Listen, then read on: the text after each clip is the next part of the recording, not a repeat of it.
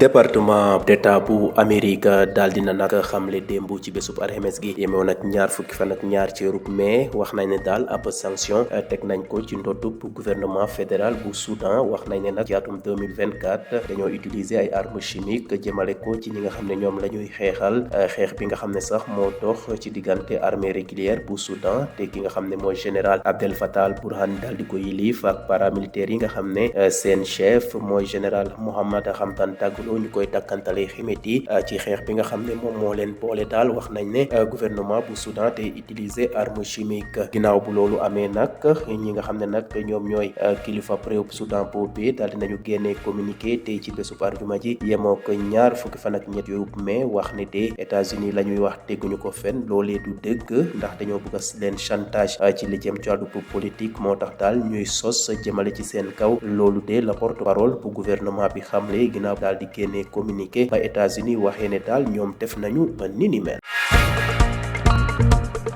jóge fi nga xam ne nag moom mooy Afrique du Nord daal di dem ca région des Grands Lacs ca République démocratique du Congo sénateur ya nag daal dinañu woote démb ci bésub alxames gi ñaar fukki fan ak ñaar ci weerub mai ci ngoon sax la jëm ci wàllu levée immunité bu ancien président ba woon di Joseph Kabila dañ ko tuumaal ne daal dafay jàppale rébellion yi nga xam ne ñoo nekk ci alliance fleuve Congo ak M23 leen di jàppale moo tax daal ñu gis ne jamono yi jot nañu am jéego yu am solo ca réew ma loxo gox yu bëri ca bëj penkub RDC résultat yooyu nag daal dina leer démb ci ngoon lu tollook juróom-ñetti fukk ak ñett nañ ne daal àdd nañu ci levé ba ñett daal di def abstention juróom rek ñoo contre ni mel ba tax na nag levé ba daal dina jàpp ba immunité parlementaire Kabila Joseph Kabila daal dinañ ko yëkkati démb la woon jox nañu ndigal nag justice militaire mu daal di ko topp ci liñ ko tuumaal la jeexalee xibaaru bitim réew yi ca fa nga xam ne nag moom mooy Moyen-Orient Israël nag daal dina waxamle ne daal ña nga xam ne ñoo nekk ca bëj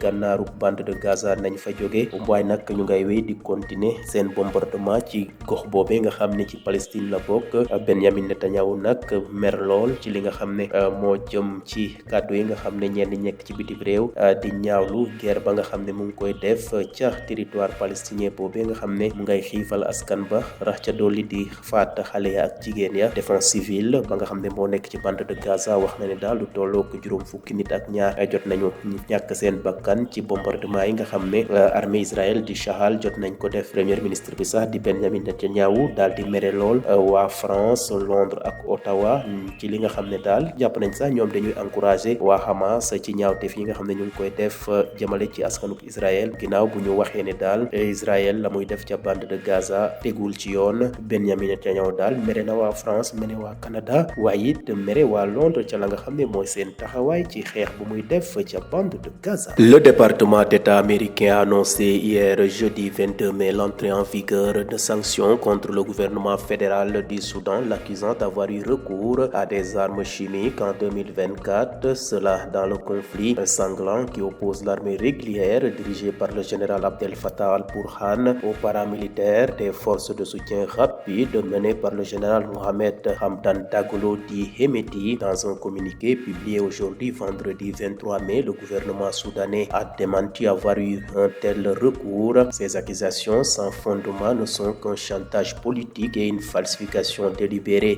des faits, a indiqué le porte-parole du gouvernement dans un communiqué au lendemain de l'annonce par les États-Unis de prochaines sanctions contre le Soudan.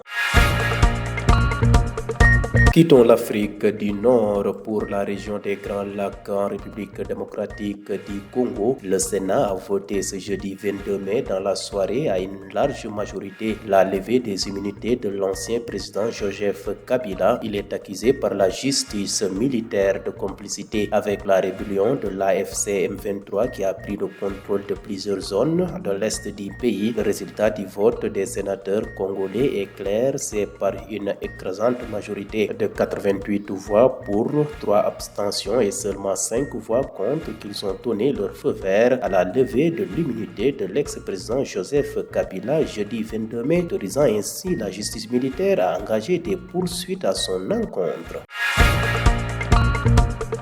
Bouclons ce rapide survol de l'actualité internationale au Moyen-Orient où Israël a appelé hier jeudi 22 mai à de nouvelles évacuations dans le nord de la bande de Gaza où il a poursuivi ses bombardements fustigeant les critiques internationales croissantes sur l'intensification de son offensive dans le territoire palestinien affamé et dévasté. La défense civile locale a fait état de 52 personnes tuées par des bombardements israéliens dans la journée à travers le territoire palestinien. Pour sa part, le premier ministre israélien Benjamin Netanyahou a accusé jeudi soir Paris, Londres et Ottawa d'encourager les meurtriers de masse du Hamas à combattre après la dénonciation par les trois capitales des actions scandaleuses de son gouvernement à Gaza.